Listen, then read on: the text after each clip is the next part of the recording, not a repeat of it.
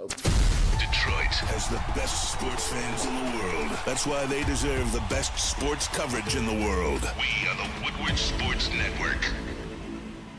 Welcome back, everyone, to Michigan Wolverines. Shout out new name. We will explain that in just a second. I'm so excited to be here. If you don't remember, my name is Haley Scott. I am joined here with Justin Satawa, and we have Ryan in the TD booth. Today we're going to be heavily talking about that Michigan versus Nebraska game that happened last week. I know all of you watched it.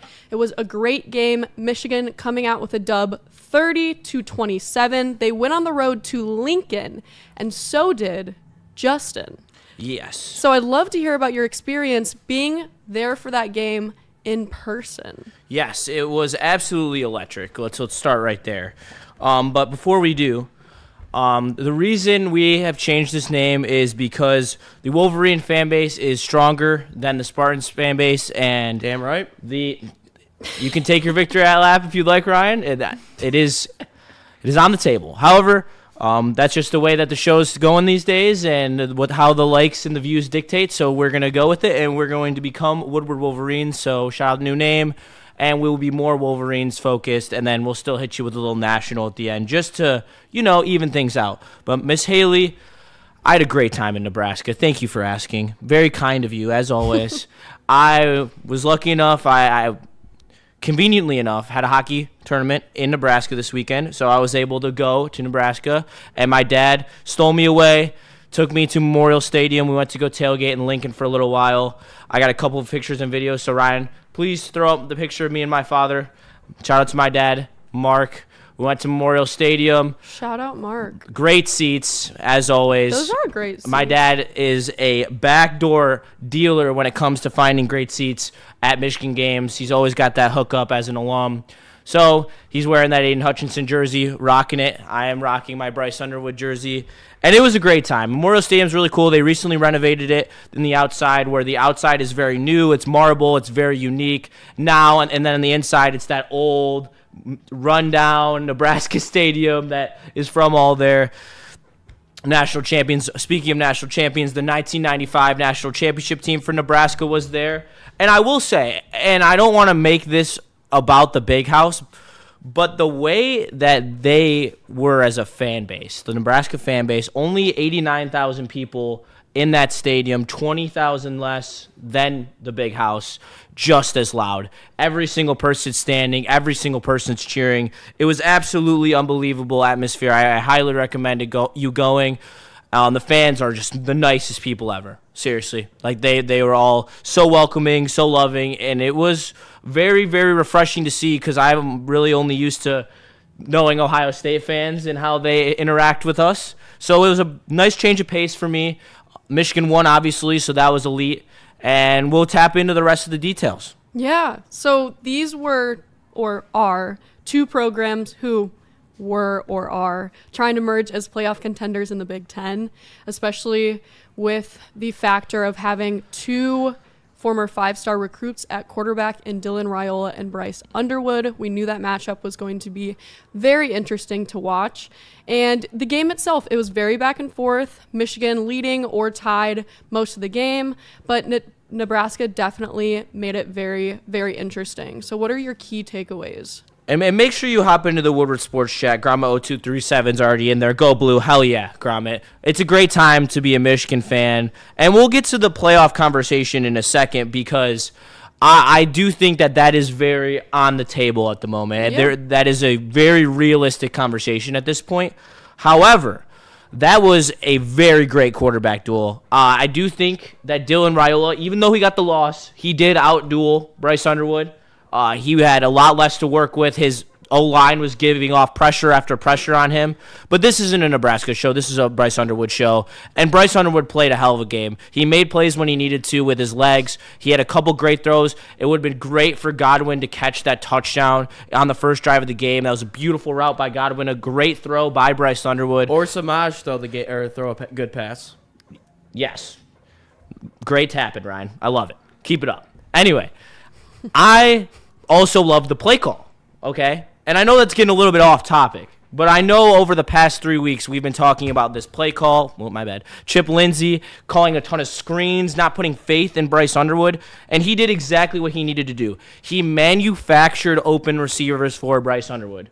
He had a lot of rollouts. He had a lot of the QB draw on the run by Underwood for that, did you say 36-yard? 37. 37-yard touchdown run by Bryce Underwood. Me and my dad literally stood up in the stands like this as soon as he tucked the ball. There was no one. You might as well call up Moses and part the Red Sea because there was not a guy within 10 yards of Bryce Underwood. He scampered right into the end zone.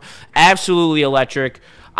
Bryce Underwood did enough to win the game. And they should have won the game by 3 scores. That Hail Mary, which we'll get into that as well, should never have happened. And there's a couple other times where I think Nebraska got a little lucky, bounce fell their way. Michigan could have easily handled this game in a very clean fashion. They didn't, but still got the win and can't be mad about it.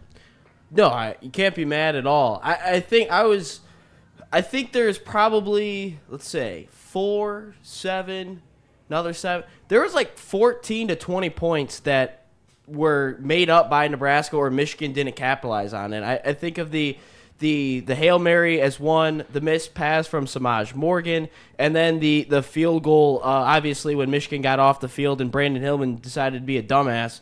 And so there was that as well. But again, this game to me gives me a little bit more confidence as the season goes on because last year this Michigan team does not win this game. They just don't. And you mentioned it. Bryce Underwood did enough to win the game. They didn't. He's a freshman. He's still 18 years old. I think we've got to realize that as well. Still, he's a young quarterback. He's still maturing. They're getting the offense a little bit more cohesiveness as we go. But this Michigan team, it's a tough environment. Nebraska has always been.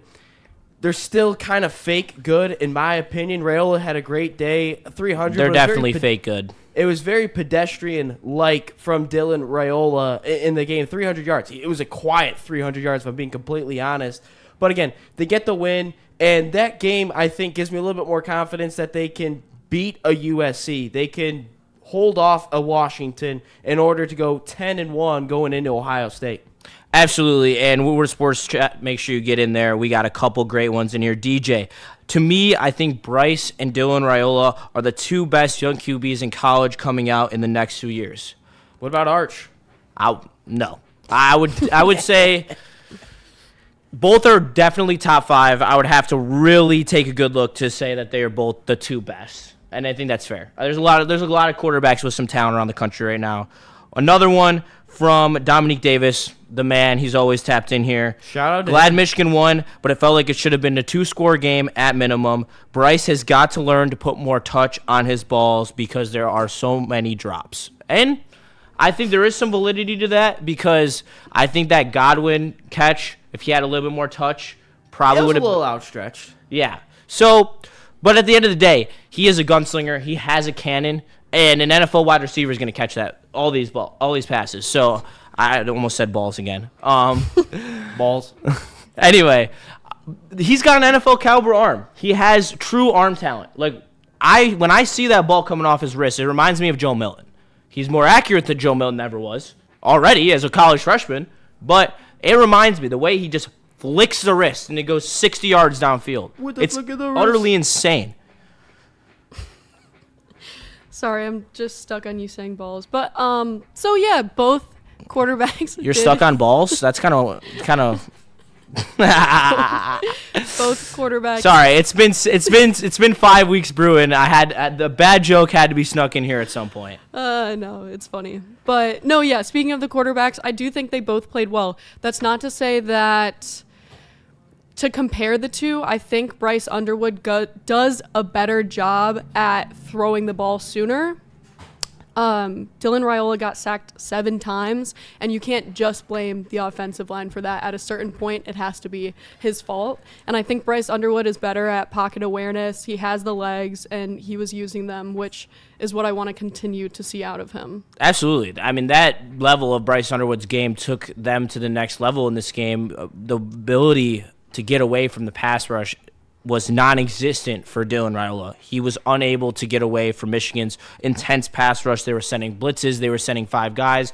I love the package where Barham, Guy, Moore, Benny, all in the game. Multiple DNs, and they were absolutely feasting on Dylan Raiola. It was great to see. Well, I can't wait to talk about Jayshon Barham because I think moving him to edge was a great move for this Michigan defense. They really have a lot of legs now, and they look very fast and electric up front. Yeah, I think moving Barham over to edge is kind of where he needs to be. I don't think he's a true linebacker. I think Ernest Hausman and Cole Sullivan is really starting to come on. And then who's the other guy that I'm thinking of? Jimmy Rolder. That's the other linebacker I'm thinking of. They are very deep when it comes to linebacker. But Barham, I think, is better at the edge position because he's just a heat-seeking missile. He just runs to wherever the ball is. I don't think he's a true linebacker. I think he's an edge. But this defensive line, I know they lost 2 top 15 draft picks last season, and Kenneth Grant and Mason Graham. Even Josiah Stewart was a second-round pick a year ago as well. But they are just reloading at the D-line position ever since 2021. You look at, we lost Ojabo and Hutchinson. They add the D-line still does not miss a beat in 2022, 2023, same thing. And you add those guys and Mason Graham and Kenneth Grant into the mix. But this defensive line was killing Nebraska right from the jump. They were giving Raiola no time to throw. That's why a lot of his passes were a lot of checkdowns for Dylan Raiola. But Michigan's defense, again, if I know we're still kind of figuring out the Michigan offense right now, but as the season progresses, the offense is going to get better. But one thing is for sure, that this defense is going to, I think, kind of carry away Michigan throughout the season, maybe some tough games. I see that against USC. I see that potentially against Washington as well. But that defense is going to carry the Wolverines going forward until Bryce Underwood really starts clicking.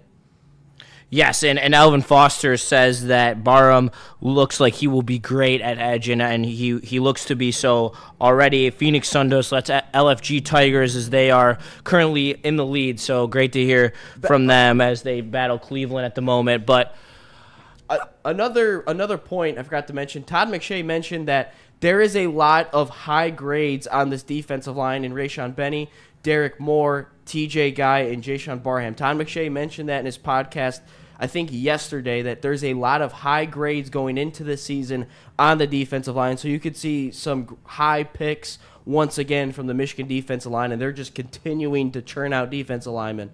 Yeah, I will agree with you talking about Barham. Putting him on edge was definitely a great idea, and he had like 7 sacks or something, so I'm looking forward to seeing him continue to do well at that position, as well as Hausman. He had 9 tackles. He was looking really good out there, ran all over the field. So those are 2 players that are really continuing to break out this season. Absolutely. I love that point about Hausman. Hausman was all over the field. He was an absolute piss missile against Nebraska. He was blowing up plays. He was sacking the quarterback.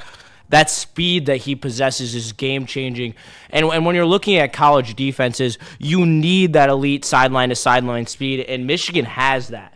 Like, you have Jayshon Barham, who's an absolute dog on the defensive line, who can stop the run and even drop into coverage as well. You have Hausman and Sullivan, 2 guys who are extremely quick and tough-nosed players. And then as you get back into the secondary, TJ Metcalf playing in that nickel role. He's really kind of taken over for Mikey Sanders still. And I think that's been a very nice addition to this defense. Can we talk about how in that game, no Zeke Berry, Michigan was bringing in 3 different true freshman corners. Jaden Sanders. And they were all getting cooked. Elijah I thought Sanders was pretty good. I thought Jaden Sanders was good. Dotson got killed on a pass interference towards the end of the game. And then the other one I'm thinking of, I'm blanking on the third one. But they mixed in 3 true freshmen. Shamari Earls. That's the other one I was thinking of. 3 true freshmen. They're very, very young in the secondary. We haven't highlighted Rod Moore played in that game. He did. He has not played since the national championship game. If they can get Rod Moore limited healthy, snaps, they'll that offense and defense in that secondary will continue to click. Yeah, it's only going to get better. Absolutely. Rod Moore is a huge piece to the secondary. He has the experience. He allows TJ Metcalf to be able to go down and not play safety, and it makes your safety room and your cornerback room better, both by unifying them together. This defense is only going to get better and better. You've seen it. When Wing Martindale proved it last year, this defense had a hole after hole to start last year's season. He figured it out midseason and had him firing. He's starting to turn that corner right now. This Michigan defense is starting to turn a corner.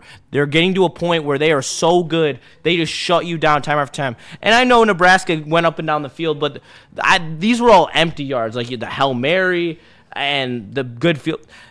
I'm not hearing that. Nebraska did not have a good day offensively. They were forced to throw the ball. There was no point in that game where I felt like Michigan was going to lose it, except after the Hail Mary when I was thinking, okay, maybe this is a sign from God that this is Nebraska's day. On the 408th consecutive sellout in Memorial Stadium, yeah, they're going to finally beat a ranked opponent, which, Haley, give me that stat.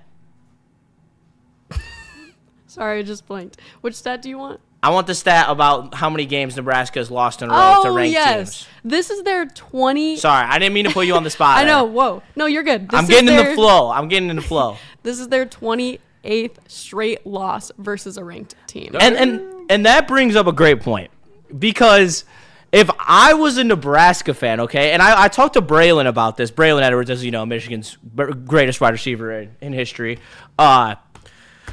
And I was like, how is a fan base, when you come from national championships, like in 1995, like the team was on the field this weekend. They won 3 titles in 4 years. Yes, they were a dynasty back in the day. And now I go to Lincoln and they're telling me, yeah, I don't think we're going to win. Like, they have no confidence in their team at all. And I'm sitting there, I'm like, are you guys like Nebraska? Blue blood? In heavy quotes now, because they're fan. Like, I don't want to rip them. I really don't want to rip them, because they are such nice people. They are so kind. But expect something. Like, you brought in Scott Frost. You were absolutely dog shit. You bring in Matt Rule. Matt Rule, that's who you should have brought in. But now we're in year 3. This team doesn't look that great. I don't even think this is a playoff team. I don't even think this is an 8-win team anymore. I think every team in the Big Ten is going to be able to run the ball against them. And they're out here just happy for the ride. And I talked to Braylon, and Braylon's like, yeah, it's like how it was 2005 to 2014 for Michigan.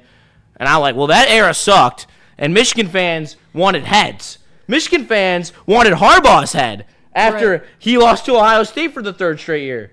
Yeah. Where's that with Nebraska? This is a national championship pedigree organization, one of the blue bloods of college football, supposedly, and they're not even expecting shit. I don't want to hate. I really don't, because they are such great people, but literally have some expectations for your franchise. You are Nebraska. No, you're right about that, though, because it's like your school, not your franchise. They're okay with losing a close game against a good team, which opposingly for Michigan, we just take it completely differently. But looking at that game, you can't have 1.5 yards per carry and expect to win a game. You can't not win in the trenches and expect to win the game. You can't not be ready to go toe-to-toe with Michigan at the line of scrimmage. And, they weren't going to win the line of scrimmage, but Nebraska's line of scrimmage was not looking good, which is a big reason why they didn't succeed as well. And that was their staple for years. Right. Their offensive line play was what made them so good in the 90s. And now their offensive line sucks, their defensive line sucks, and it sucks for them. Phoenix Sun does, in the Woodward Sports Chat, Nebraska used to be scary. Yeah, they used to be one of the best college football programs in all of college football, and now they used to produce Heisman quarterback Tommy Frazier, and then Eric Crouch, who was just on the Braylon show, funny enough, last week, the week of Nebraska, Michigan. But Matt Rule mentioned that he was pissed off about how dominated they got the line of scrimmage. Michigan, 290 yards on the ground, 9.4 yards a pop. I know that's inflated a little bit due to the other runs, but Greg Crippen, by the way, give that man some flowers. That dude had a day on the offensive line, but Michigan just destroyed them on the line of scrimmage, and that's what Biff Poggi mentioned at halftime, or in this post game about halftime, he goes, "We're not worried at all. We are destroying these dudes up front." But Michigan just dominated the ball, or dominated the line of scrimmage, and that's Michigan football. That's what they want to do. If Bryce Underwood does not have to be in a position where he's got to throw the football 30 times a game, and they're able to dominate on the ground, that's what they're going to do. Michigan has proved themselves to have a physically athletic profile in their players, especially showing in this game. They had explosive runs left and right, which is what I saw in week 1 against New Mexico. But I personally see that continuing to grow, which leads me into my question if Michigan is truly a playoff contender. I think they're a playoff team. I said it from the jump. I'm going to stick to it. I think that this schedule is so easy where there's not even a lot of games I'm worried about on the schedule, even as potential losses, not as a write-in loss. And I compare it to me and Ryan were sitting in the back a little while ago, and we were going through Oklahoma's schedule because John Mateer just got hurt, which if you didn't know, John Mateer just broke his hand and is going to be out for at least a month. That could have been nice. They are couple cooked. Weeks ago. They are cooked. Oklahoma's cooked. They have to go on the road to South Carolina, Alabama, Tennessee. They have to play Texas. Ole Miss is in there. Yeah, they have to. Ole Miss travels to play them. I am so lucky that we're the Big Ten. I still believe the Big Ten is the better conference in terms of the better teams in there, but the depth of the SEC has is ridiculous. They don't have to play. Our tough games going forward are USC, Ohio State, and at Maryland and Washington at home. Yeah, That's nothing. That's so easy. Michigan plus 375 to make the playoff right now. I think they're going to, even just from what we've seen so far, right? Like I'm not even gonna count the improvement that Bryce Underwood can have for the rest of the season because he's already improved over 4 weeks. That's for sure. There's no doubt about it. He's already maturing at an insanely quick rate. But I'm not afraid of USC. We are going to run for 300 yards on them so easily. They are not going to be able to stop it. They are going to meet the first defense that actually is worth a shit in their season. And their defense is just horrible. And Lincoln Riley is a terrible coach. I know traveling cross-country is worrisome. It does suck. But at the end of the day, I think Michigan's going to go in and they're going to beat USC, and they're going to be set up to go 10-1 against Ohio State, and then from there they're already a playoff team, so that game doesn't matter. Yeah, that was going to be my question. If Michigan are you guys confident in Michigan going 10-1 into Ohio State? If they beat USC 100%, they are going to go 10-1 into Ohio State. I still think the travel a little bit is going to weigh on them a little bit. It's a 3-hour difference in between the time zones. Sorry about that. But the rest of their schedule, Purdue, Northwestern, that should be wins. I think Maryland will be a little bit tricky. Malik Washington. It will be tricky because it's going to be a look-ahead spot, too. They're going to be looking ahead at that Ohio State game, and they might remember they played that tight game with Illinois, right before the Ohio State game when they had Chase Brown. It's going to be something like that. Even in 2023, that was a tight game. That went down to the wire in between the Penn State and Ohio State game. It's on the road, so it could be a little bit of a letdown spot for Michigan if they're looking ahead. Absolutely. And Washington, they did not win a road game all of last year. I still think they could be a little tricky. And then Michigan State, obviously, a rivalry game. I also put into the Woodward Sports Chat a poll if you think Michigan is going to be a playoff team. So far, 8 votes all say yes to Michigan. But I think this team is going to be a playoff team, especially with how good Justice Haynes and Jordan Marshall have become over these last couple of weeks. But we have seen week after week after week this offense continue to climb. It's continuing to climb, and we're seeing Bryce Underwood really mature and get better in front of our own eyes. Yeah, Evan Foster in the Woodward Sports Chat's vibing with us. Yes, playoff team, but maybe not contender, though. Yeah, I'd agree with Next year, I think will be our year. We're definitely not a contender. I don't think we're a contender. I think we're going to sneak into the playoff. We'll put up a fight with whoever we play just because of the style. We play such a tough style to play. You really have to be geared up with a good offensive and defensive line to match up well against this Michigan team. And there's a lot of teams in the country that can't. If we were to rematch up with Oklahoma in the playoff, just hypothetically, okay? I would take Michigan. Or not? What? Is Mateer playing? Yeah. Okay. I would take Michigan because Oklahoma can't run the ball. And by the end of the year, Bryce Underwood's going to be good enough to at least game manage the game. Yeah. Like, I'm looking for Shea Patterson levels of play. Okay, I'm not asking for the world. I think that by the end of the year, we could be getting Shea Patterson from Bryce Underwood. Is that crazy?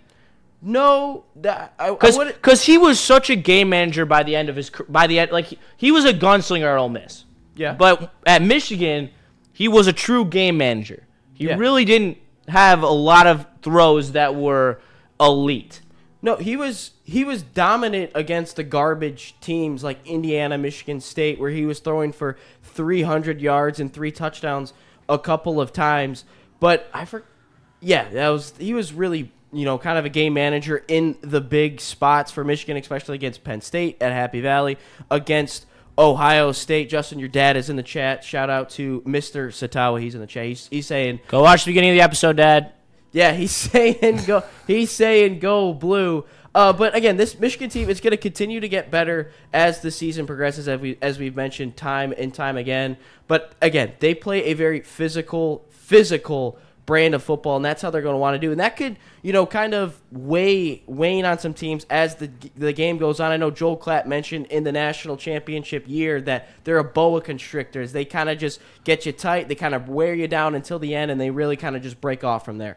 I agree with you, Justin, on talking about if Michigan were to play Oklahoma again with, further down the road, Bryce Underwood having more time, I do think that the outcome would be a lot different. It's also just crazy to think about timing-wise. John was here undergoing his hand surgery, having to be out for multiple games. What if that was a few weeks ago? That would have been changed nice. things completely. But another thing that's nice that I think is being overlooked is the absolute monster season that Justice Haynes is having right now. He is currently rocking 66 carries for 537 yards and 6 touchdowns. To give you a sample size of some other running backs in Michigan college history, we have Kenneth Walker in his season where he was a Heisman candidate. 76 carries for 554 yards and 6 touchdowns. Okay? It's pretty good comparison there. All right, let's go to Blake Corum, the best running back in recent Michigan history. And in his 2022 year, his first year as a starting running back at Michigan, 478 yards, 9 touchdowns. That is through 4 games. 2023, 351 yards, 8 touchdowns. That is insane. Justice Haynes also with a ridiculous 8.1 yards per carry. Kenneth Walker, 6.2. Damn. That is utterly insane how good he has been. He should be a Heisman candidate right now. Fuck Fernando Mendoza. I know he just blew out Illinois, but that's Illinois, okay? Who cares about Illinois? And that is recency bias if I've ever seen it. Fernando Mendoza, yeah, he's having a great year. He's putting up great stats. But at the end of the day, you're not winning a Heisman Trophy at Indiana. Straight up. You might as well cross his name off the list right now because he's not going to win it. If it's between him and Jordan Mailata, and Jordan Mailata could be leading an 8-5 USC team, and Indiana could be in the playoff, they'd still pick USC. Not to mention Justice Haynes' 75-yard touchdown. That was absolutely insane. So I definitely agree with you in saying that he should be a Heisman candidate. All of his stats are amazing, and he's definitely one of the best running backs in the nation. I was looking at an article from the Detroit Free Press talking about the game against Nebraska, saying Justice Haynes finished with 149 yards on 17 carries. He also caught 3 passes, including a 16-yarder on 3rd and 9 in U of M's key fourth quarter drive. He recorded his 4th run of at least 50 yards of the season when he ripped off a 75-yard touchdown. 6 of his final 13 carries went for at least 7 yards or more. I mean, he's just a rocket. And he shares the backfield with an equally as big rocket because Jordan Marshall kind of got phased out a little in the first half. weren't really using him. More of a Justice Haynes show. But then second we saw half, him more in the second half, and he added a huge boost. Yep. Turned the game over. Yep. It was a physical beatdown when Jordan Marshall came into the game. He was just pounding away at those holes, hitting them hard. All right. He really carries the ball well. He's a good Pause. runner. He knows how to find open. You followed that with carrying the ball. No, this is not on me. This is not it's on both of us now. No, it's on you. No, it's on both of us now. However, Jordan Marshall absolutely came in, was the hammer, really took it to Nebraska, and was the physical finish that Michigan needed to win that game. Absolutely. He really came in, changed the tone, and with the big runs too. Multiple big runs out of Jordan Marshall. I like the 1-2 combo. I think it keeps them fresh, it keeps them dynamic, and 2 is better than 1. And also, I'd love to see some of those Jahmyr Gibbs demo sets that Johnny Morton started calling for the Lions with those two, because it's especially when you spread out the formation, which I'll get to in a second, because I hate how much bunch formation we ran. I want to add because during that Nebraska game, it was a lot of quick hitting drives because Michigan was just, 3 long runs really for touchdowns, and especially with the short field with the interception. But I want to talk about towards the end of that game where I don't know how long the drive was. I don't know how many minutes it killed, but that last drive for Michigan offensively to kick that game, or not game-winning field goal, but to extend it to a 2-possession game. That is a drive that I've been wanting to see from Michigan's offense and Bryce Underwood. Kind of that, what are you going to do in a third down situation? They converted a couple of times on third down. You kind of look at that Samaj Morgan breaking a tackle, picks up a first down. A little dump off to Justice Haynes, gets a block, gets a first down. That was a grown man drive from Michigan football. They ultimately got it down into the red zone. I thought Underwood on the keeper should have kept it a little bit more on the outside to score, but they still got the points. They still get the win. Can't argue enough. But that was a drive, if you look back at that Oklahoma game, that's what John Mateer in Oklahoma did to Michigan to kind of bleed out that clock. That's what Michigan did to Nebraska to bleed out the clock there. That was a very maturing, veteran type of drive from the Wolverines, and that's a drive that I've been wanting to see from Michigan so far. They haven't had many drives like that outside of that 2-minute drill they had against New Mexico to end the first half, but that was a nice sight to see for Michigan's offense. So you were talking about Samaj Morgan. So Samaj Morgan, what's that face? I hate Samaj Morgan, man. Yeah, so Get him that was going to be out of the lineup now, please. All right, go ahead. So I guess I already know the answer, but He's trash. In many conversations that we've had about him, yes, he's a good runner. I mean, he's the veteran in the room. He can take the hits and keep going, but at points he's definitely predictable, and he, I think, has been awarded the title of gadget guy. Do you think that he will keep that title? Is this his ceiling? What are we thinking about Samaj Morgan? I mean, I coined it on him, and he deserves it because, he's showing every single game that he's a gadget guy and that he can't be an every down wide receiver for this Michigan offense. Oh, my God, I can't stand Samaj Morgan. Please play Marsh. Go ahead, Ryan. Did you say play Marsh? Yes. Yeah, I would agree with that statement. But these wide receivers are they're not up to the standard that Michigan football should have of making the playoff. Michigan's number one goal this offseason, find 2 portal wide receivers, pay them whatever they want, get them in the team, give Underwood some proper wide receivers. Donovan McCulley, I think, is solid. Marlon Klein, solid option. Justice Haynes, solid out of the backfield. Outside of that, there really isn't much. Samaj Morgan, the pass is right here. It just drops it. He just drops it. And then the pass, all you have to do is just hit Donovan McCulley. It's 6. Samaj Morgan and Brandon Hillman piss me off so much about this Michigan football team. I have previously said that it's obvious that Bryce Hillman Underwood shit. doesn't trust his receivers just yet. So, yeah, talking about the improvement of those receivers, that's definitely something that needs to happen because that's still where Michigan has their downfall is their receiving room. I do think that they improved at downfield blocking, but that pass offense is still an issue, and just the receiver room is not good enough to the caliber of Bryce Underwood being able to rely on you catching the ball. Absolutely, and who we're relying on right now is Riley Green. 2-0 Tigers lead. Riley Shout Green out. with the bomb. Shout out to the chat for keeping us updated and in the loop. We appreciate you, as well as we appreciate I missed this. Where did this one go?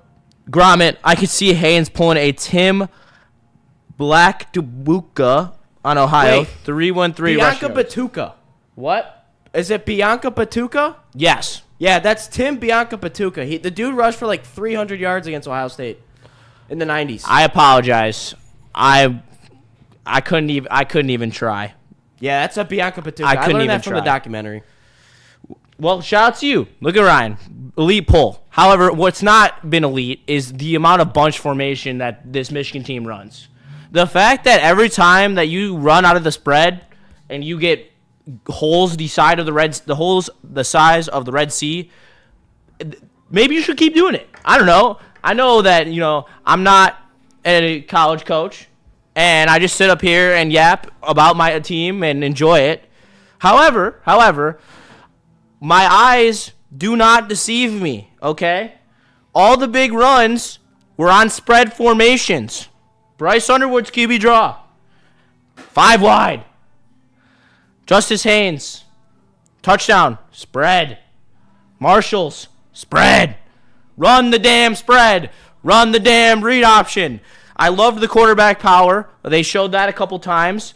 Bryce Underwood needs to slide sometimes. That's still an issue for me. However, when they run the spread, also easier for Bryce Underwood to read the defense. He made a great run check. Nebraska was sending pressure. I believe it was on Marshall's run.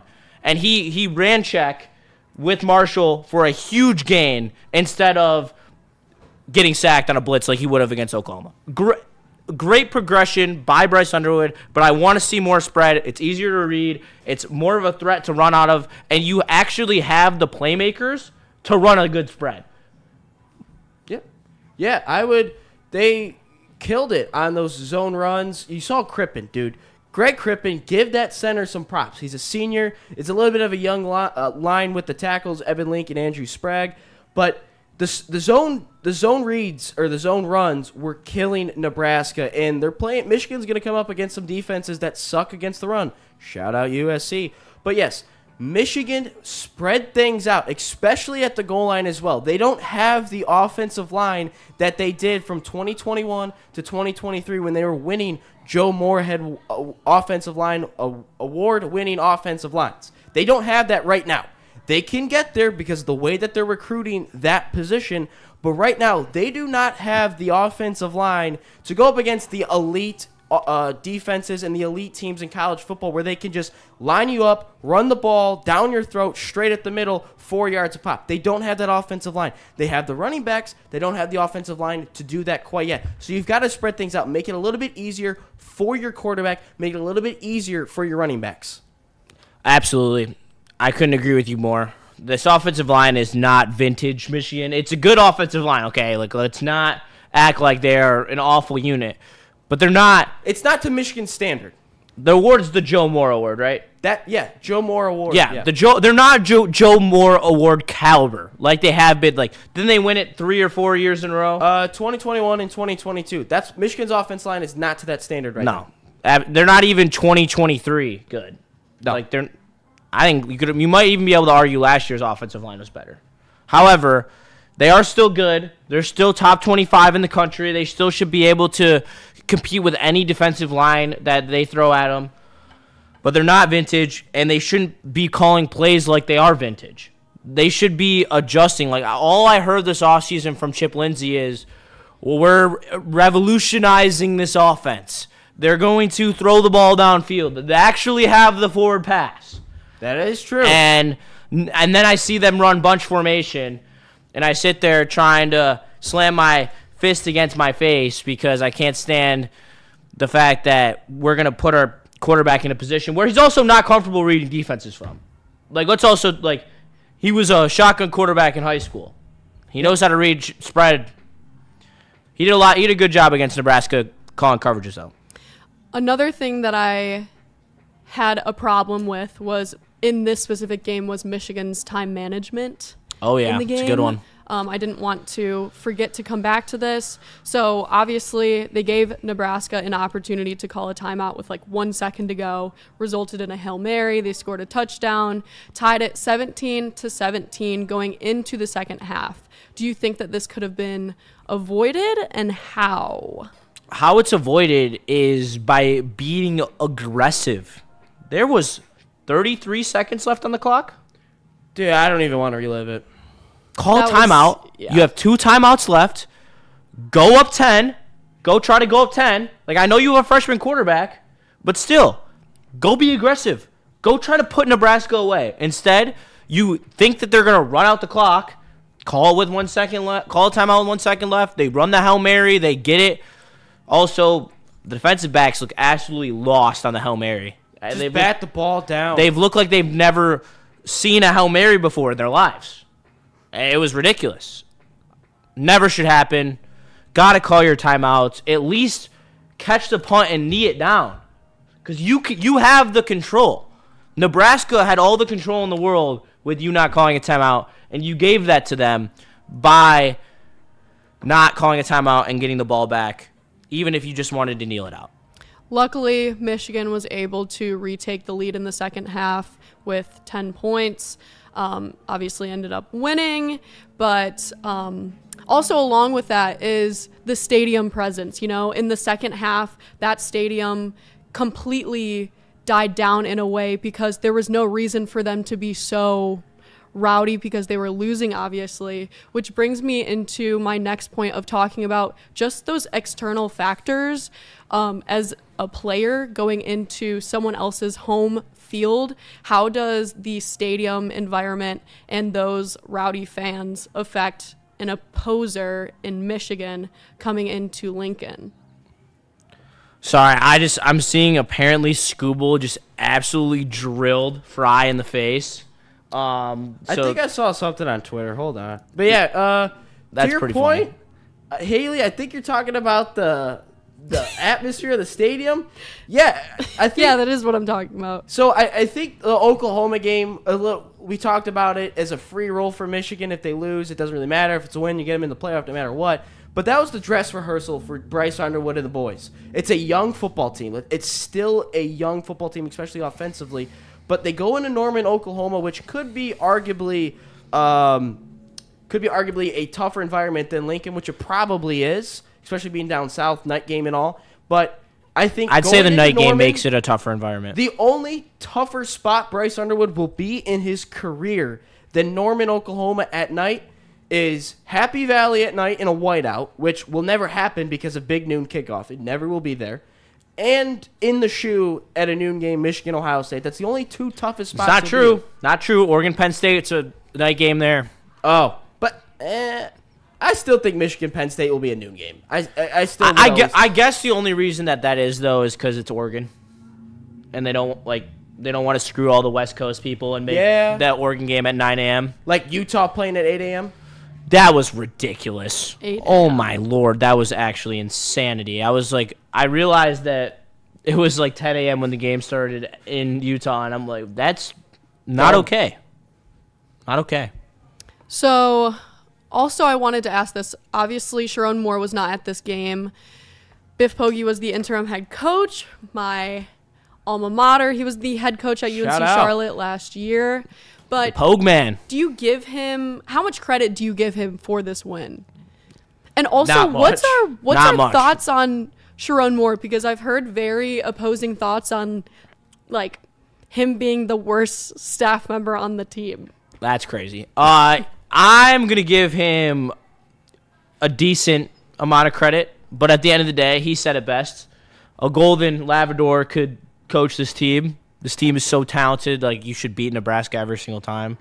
And that's the standard that Michigan has, and I'm not going to lack from that. I mean, that's Michigan football. I expect them to go be a second-rate program like Nebraska every single time, regardless of if it's on the road or not. I think I don't really credit much for Biff Poggi in these wins. CMU, I know it's my alma mater, but they were never going to lose that football game unless something drastic happened. But in this game, I think Biff Poggi was simply there for one thing: clock management. And he effed that up real good. True. But I think Wink Martindale obviously was in charge of his defense. He was like, Biff, I got the defense. They killed it outside of the Hail Mary. And then Chip Lindsey was like, don't worry, Biff. I got the offense. I don't think he really had to do too much. I don't think he had to be credited too much. But all he had to do was do clock management, and he effed that up. Yeah, he did. Sharon Moore question, though. I think it's to be determined. I think there's a lot of people who don't like Sharon Moore, though. Yeah. Like, there is a very strong, like, part of the fan base who seems to want him fired for a multitude of reasons. It's because he has to replace a legend. I know. Coach, Harbaugh, again, I've said this time and time again, he left the cupboards bare. I still think this is truly year one of Sharon Moore. Last year was last year, 7-5. He took the job like a month too late. Not taking the job, but Harbaugh left too late. Sharon, all the quarterbacks in the transfer portal were gone by the time Sharon took over. This is truly year one. He's got his quarterback. He's got the money rolling in. He's got so much damn money with Larry Ellenson. But again, he's built his staff. He picked his offensive coordinator. Again, If it's not rolling by next year in terms of Michigan standards, yeah, let's question a little bit. But this is truly year one for me when it comes to Sharon Moore. There's yet to be a game, though, that Sharon Moore has shown his really good coaching abilities, which is understandable for fans to not have much faith in him. And opposingly, looking at Matt Rule, during the pregame show, I had asked if the Matt Rule 3-year theory was real, and Nicholas Koloff said, yes, it is, but it won't be against Michigan in this case, which was true. So does this put Matt Rule in the hot seat, losing to Michigan? Because obviously this was a very crucial game, or has he been in this position this whole time? No, not yet. Like I said, there's happy to be on the ride. Like, these Nebraska fans don't actually care about winning, and that's just a sad truth. Don't care about winning. I would say for Matt Rule, I would. Sorry, Go ahead. Unless he goes 6-6 or 7-5, he's fine. I would say for Matt Rule, it's definitely heating up a little bit, but when it comes to football, especially in college, if you have a quarterback, especially a 5-star, baby Patrick Mahomes and Raiola, who's still got an extra year, you have until that time, until that quarterback leaves. For instance, Sharon Moore, he bought himself, literally, a quarterback. He bought himself time. He bought himself until Bryce Underwood is gone. Yep. Very Once true. Bryce Underwood's gone, then Sharon Moore will be kind of, let's see what it is. But right now, Matt Rule, until Raiola leaves, whatever it is this year and next year, after Raiola next year, then you could say Rule's on the hot seat or he might get fired. I was, and Mike G, I'm responding to his comment in the Woodward Sports Chat. Make sure you get in there. He was talking about who is this part of the fan base that wants Sharon Moore. I was told multiple times after the Oklahoma game that we need to fire Sharon Moore because he didn't take the training wheels off of Bryce Underwood. But as a learning and I've moment, watched multiple shows and people saying that they don't like Sharon Moore and are calling him the worst staff member on the team. Yeah, it's not, and yeah, if you really get granular with it, like you said in your comment, he's doing great recruiting. He brought in Bryce Underwood. Right. He has Which is time. huge. He has at least 3 years of Bryce Underwood. Unless Underwood leaves, that's the only way that he will become exposed. Even if they were to collapse this year, like literally collapse at a historical rate, Tigers level. No, sorry for the shot. I think they just gave up something big. If they were going to be 6-6 or 7-5 again, or 8-5, it's not good enough, and that might be concerned where Bryce Underwood might leave because there will be schools who try to poach him. There's going to be schools who are willing to give the money. The money's not going to be an issue. It's going to be, does Bryce Underwood actually want to leave Michigan? Because that's going to be the first thing. Because I guarantee you, it's like the salary cap in every other sport. Every contract gets bigger by the year. And if as a college kid, if you can just leave every single year and get more money, you could do it. There's nothing the NCAA can do to stop you from just transferring every single year and getting a bigger bag at every school. There's nothing against it. I mean, the integrity of the game and your name and your likeness, yeah. There's nothing against it. He's mentioned that he loves being at Michigan recently. He said he's having so much fun being a Wolverine, playing in college football. But if I really don't know a program that will give him more than $4 million a year. And Michigan invested it as an 18-year-old who hasn't even played a snap yet. I don't think money is going to be an issue for the Wolverines because they have Larry Ellison, like the second wealthiest person in the world, backing them. I don't think Underwood leaves until he leaves for the NFL, unless something drastically happens with Michigan's football program. I think that's fair. Well, that is going to wrap up the Michigan talk for now. We are going to now talk a little bit of national college football. Please just entertain me for 10 minutes, okay? I'm an absolute sicko. I watch more than Michigan, and I am very, very knowledgeable. So please stay for now because this is one of the best weekends of college football on the entire calendar. True. We're talking Georgia, Alabama, Oregon, Penn State. Those frauds, that's going to be hilarious to watch. But we got to talk about last week's games first. Last week's games were weird. It was a weird week in college football. There was not a lot of great games, but a lot of upsets and things happening and just overall chaos. It was a chaos week. Let's call it a chaos week. Chaos week is good. And I think it put a lot of different things on a bunch of different teams, made expectations change for a couple teams as well. However, going into this week, I'm so excited. I don't have hockey either. I'm going to be sitting on my couch for hours on end. Just rotten. I apologize. I already apologized to my girlfriend because she's coming to visit me on Saturday. Shout out to Mads. Shout out, Mads. We will be watching college football at the bar, and we're going to have a fantastic time doing it. So, She won't be mad, though, because I'm going to make a bunch of money. shout out. Should we get into it? Choose this as Dabo. Why would I be Dabo? I mean, have you been declining for the last 4 years? No. I actually have been ascending. So I'm the opposite of Dabo. He's asking if Dabo's cooked. That's what he's asking. Oh, yes. 100%. But G. they won't fire him, though. They literally won't. $60 million buyout. They can't. $60 million buyout, first of all. Second of all, who are they going to replace him with? Who's a better coach than Dabo Sweeney? Right now, honestly, Kurt Cignetti. I would take Kurt Cignetti at Clemson if I was Clemson. I know you hate that, Ryan. I know you absolutely hate that, but he actually uses the portal. He's a portal merchant. He's one of the best portal coaches in the country. I would agree with that. Point blank, period. And he showed you against Illinois. Absolutely about to ass on them ass. Speaking of Illinois, They suck. they definitely had an embarrassing loss to Indiana.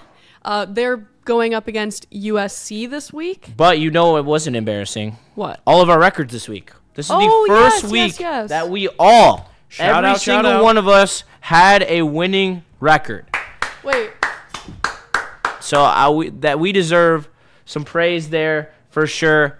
I went 5-1. No best bets. I've been best betted out for the last 2 weeks, but I have one today, so you will be fed there. Ryan went 4-2. Haley went 5-1, and Hold on. I went 5-1 as well. So great week for us. There we go, Haley. Rock that ish. I'm 17-7 on the year. Haley is 14-10, and Ryan is 12-6 because he was absent 1 week and now screwed up the entire pick'em for the entire year. And a boy, Ryan. So way to go, Ryan. Way to screw up the Way to entire go to a pick'em. soccer game, Ryan. Yeah, way to go to the USA friendly game that was obviously more important than your college football show. And teeting. Is this live Red Wings content? No, this is college football content. The live Red Wings content will come when the season actually starts. We're not doing preseason games. This isn't the Lions. Anyway, Haley, Yeah. let's rip those games. Okay. USC versus Illinois, like I was saying. Illinois had that embarrassing loss to Indiana. USC has a dangerous offense, and they have been running hot for the past 4 weeks now. To me, it's a no-brainer to give it to USC. Am I up? Yep. So USC, Illinois. Where's it being played at? Illinois. Illinois. Plus 6.5 for Illinois. I'm gonna say this is a good one actually. I'm gonna say Illinois gets it done. I'm gonna be a little different. I'm gonna say Illinois gets it done. You're not different. You're not different. This USC team's a bunch of frauds. Give me the up-down theory. No. Give me Illinois plus 6.5. I actually love this game. I literally love this game.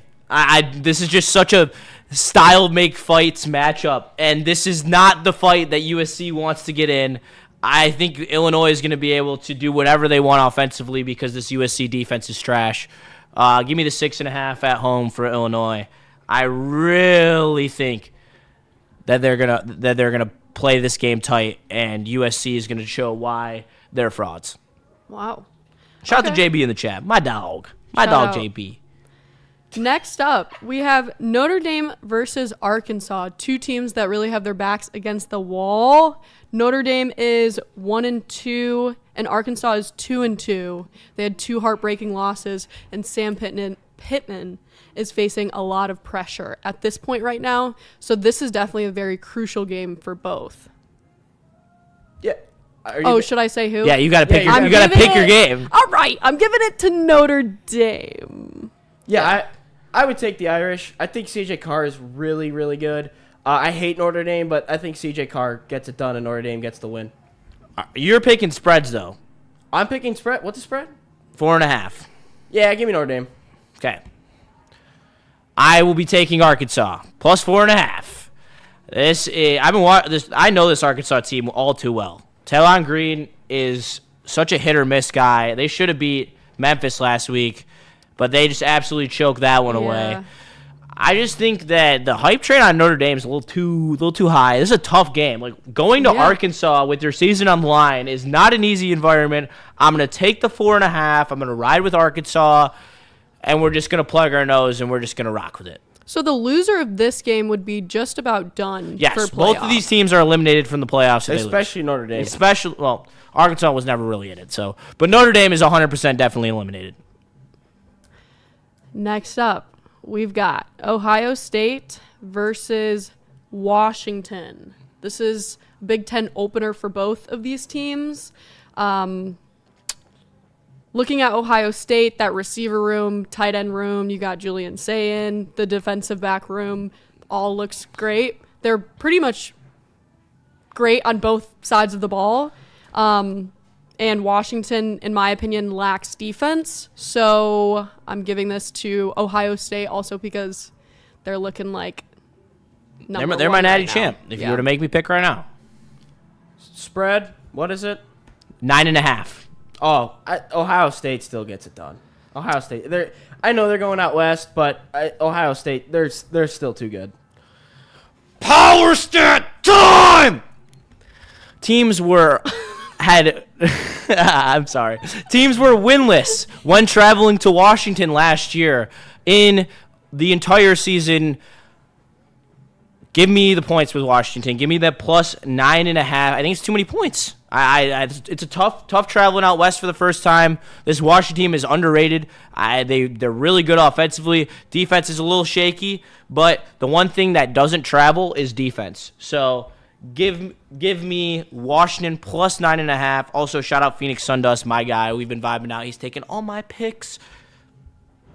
Next up, we have LSU versus Ole Miss. Also, remember the name, Damon Williams. I told you that in the beginning of the season. Junior. Let a naysayer know. Lank, he's about to let you know how good he is against Ohio State when he's one man showing that ish all the way down the field for Washington. LSU versus Ole Miss. LSU has been pretty... My favorite game of the weekend. Sorry. Yeah. So LSU, in my opinion, has been pretty underwhelming, in my opinion. But Ole Miss, they've been the wild card in the SEC, I feel like, this season. And I really like their QB, Trinidad Chambliss. He has been... Shout out Ferris State, man. Yeah, transfer from Ferris State. He's been balling out for 2 weeks in a row, and he's really been putting on a show. And his playing abilities have really affected the offense in a very positive way. So I have a lot of faith in them coming home with a win. Spread? Even. Even? Let's see. Do I like Brian Kelly? Not really. Do I like Lane Kiffin? Not really, but I like Trinidad. All right, let's go. We gotta wrap up here. Give me Ole Miss. F it. Give me Ole Miss. Funny story about this game. Linebacker at LSU, Wes Wicks, actually dates Lane Kiffin's daughter. Okay? Absolutely ridiculous storyline. Yeah. And they became public this week on social media. Okay? Lane Kiffin put under the post, take the over. Ole Miss by a literal billion. Ole Miss is going to absolutely wax LSU, show you how fraudulent they are, and this is going to be beautiful to watch. This is going to be cinema. Best bet time, 4-0 record on the line. Give me Ole Miss. Boom, baby! Sorry, I have so much energy right now. I need to chill. No, that's really good. Best bet, though. Lock that in. That is smacking. Locking it in. Shout out to JB. We already said this, but he commented, Justin, Haley, and Ryan are crushing it. Miss you all. Miss you I as miss well, you, JB. I wish I could see you every day on the morning show, man. Miss you. Next, we have Indiana versus Iowa. This is another great opportunity for both teams to make a statement. Indiana has great defense, great zone coverage, good receivers. They don't have insane speed, but comparing to Iowa, but Iowa's offensive line is kind of goated. I'm still going to give this to Indiana. Yeah. All right. Okay. I hate Signetti, and it pains me to say this. I don't even know the spread, but 7.5. Indiana.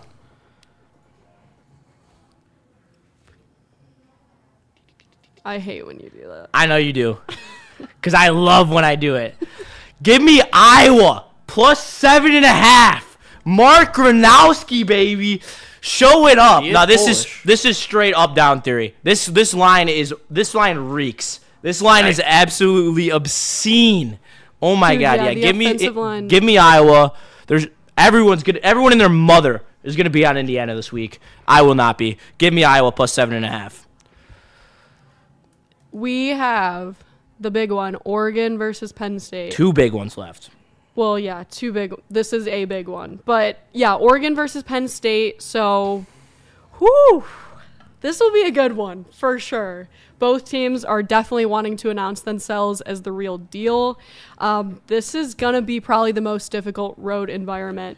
And how aggressive Penn State is going to be while also keeping the integrity of their scheme defensively is going to be a big thing that I'm looking for. And, but based off of the teams that Penn State has played thus far, this game is really where their season starts. I'm going to give this one to Oregon. All right. Yeah. What's the spread? I don't have the spread in front of me, guys. 3.5. 3.5. Penn State favored. Until Big Game James proves me wrong, give me Oregon. There we go, guys. Way to figure it out. Woo! I love it. No James Franklin believers in this room, and I feel somewhat responsible. Oh my God. Let it grow. Let it grow. Penn State hate. Here we go. We are. You are not. Fuck you, James Franklin, Andrew Eller. Give me Oregon plus 3.5. I love this game. I just literally dethrone them now. Literally get them off that top 5 pedestal they've been on all preseason. They haven't played anyone. Who cares? Drew Aller still blows. And yeah, I don't know why I'm breaking out in a song. I'm just really excited about this game because nothing gets me more excited than a James Franklin fraud check. Fraud check. And he's about to get checked. That's going to be a really, really good game to watch. Yeah. Another good game to conclude is Alabama versus Georgia. So I was going back and forth with this one because obviously Alabama has a pretty talented offensive line, but in that game against Wisconsin, their front 7 definitely got a good push on them. And I feel like they are not disciplined defensively well enough, especially in their game against Florida State. But they do get back Tim Keenan, a defensive lineman, and Jam Miller. And Jam Miller could make a pretty good difference in this big game. Impact player right there. Yeah, he's definitely a big impact player. They let Justice Haynes go to keep him. So, he must be the second coming of Adrian Peterson. Yep. I'm kidding. Looking at Georgia, the main thing that I'm concerned with is their secondary. They have a lot of young players on that team, but I'm going to give this to Georgia. Yeah, I actually searched up this spread, so I know where I'm going with this one. There we go for the Way to last go, one. Ryan. Yeah, I searched it Way up. to figure it out, man. It finally took me. Sorry, I've been talking with JB in the chat all day. But I'm going with JB as well. Give me the dog. Sick 'em. Give me Georgia. They're going to avenge the Alabama loss from a year ago. Give me the dogs. Sick 'em. Woof. What's that coming down the track? What's that coming down the track? I'm not even Mean gonna do that. Machine in the red and black. Give me Alabama +3, baby. When everyone goes left, I go right, and I'm taking Alabama. I love this slate.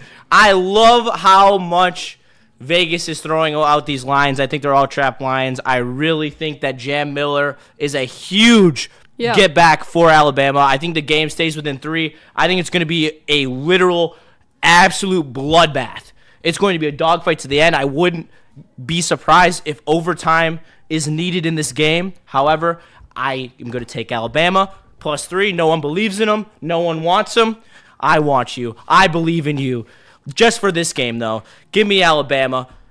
Let's ride. Wow. That is a great concluding pick.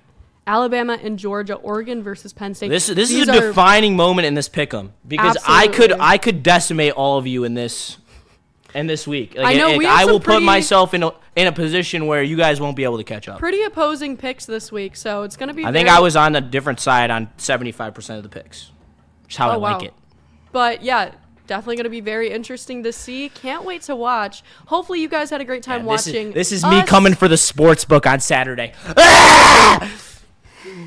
Well, thanks for watching. Thanks for watching. Well, on that note, Woodward Wolverines. This is ADD Justin. That is Haley Scott. Ryan held it down in the booth. I have to get to hockey practice. Make sure you tap into all the college football this Saturday. It's going to be a great week. Peace. We'll catch you in the next.